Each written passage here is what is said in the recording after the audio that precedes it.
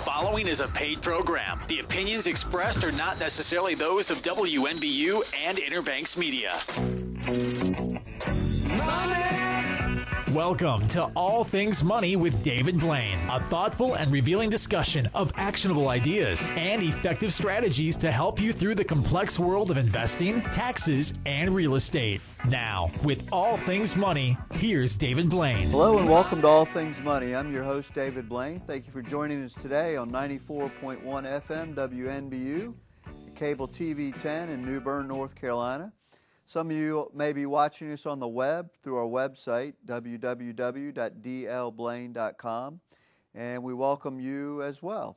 If you have any comments or questions on the show, we get a lot of input from our viewers and listeners for the topics of the show, so feel free to give us a call at 252-633-0107. Our email is allthingsmoney@dlblain.com, and of course you can go to the website and contact us there as well.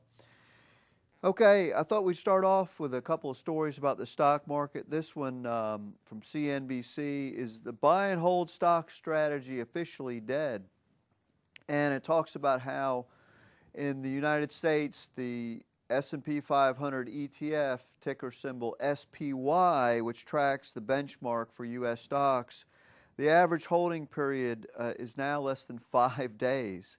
That's right. This comes from Alan Newman's Cross Currents newsletter.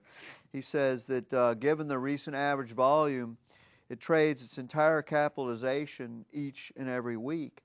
And the point of this is that if something that's trading that much, does the valuation of the U.S. stock market really matter? Of course not. If it's trading every week its entire volume, then nobody is analyzing the valuations, nobody's analyzing the fundamentals, that the markets are trading on pure emotion right now. What's going on in Europe, the economic scenario, is the U.S. going back into recession, those type of things. And so these fundamental traders, especially your value investors, have really been confounded recently because the markets are just not trading on that at all. Just to put this in historical perspective, from 1926 through 1999, the average holding period for a stock was about 4 years. After the tech mania, housing bubble, and explosion of electronic trading, today the average holding period stands at 3.2 months. So that's for individual stocks. 3.2 months, down from 4 years in 1999. And so the markets have fundamentally changed in the past decade, and hopefully your portfolio has too, to take advantage of this. Now, one of the things that investment styles go in and out of favor, and we're certainly not advocating that you turn your portfolio over every 5 days, but the point is that investment styles are going to go in and out of favor. They're going to take longer possibly to come back around, but so if you're a long-term investor, you need a ton of patience and very thick skin, because on a day-to-day basis or a weekly basis or monthly basis, your portfolio, if you're trying to invest for the long term, is not going to be doing what the markets are doing necessarily. A lot of this change in trading behavior comes from some of the short-term oriented hedge funds that are now such a big part of the markets. And we look to a hedge fund manager by the name of Brian Kelly, and he says, from the hedge fund perspective, we are judged on monthly performance, and 3 months is a lifetime. Ask any hedge fund or mutual fund manager how long they believe they can underperform the market, and I guarantee you they will tell you 1 quarter. I mean, that is just crazy. Now, who is to blame for that? The hedge fund manager? Well, yes, partly to blame, but it's the investor themselves, whether they be an institution or an individual. It's a huge problem, and that's what we see, is that the people investing are driving these managers and hedge funds to trade the portfolios, over and over, because they sit down on a monthly basis, and if that hedge fund is underperforming, they can get fired. It's just absolutely ridiculous. We see that sometimes in our firm, especially with new clients coming in, maybe that we're with a different firm that emphasizes this monthly reporting, monthly performance, quarterly performance, and that's just a dangerous game to get involved in. And it's a lot of the investors themselves are pushing it. So we encourage people to stretch out your time frame.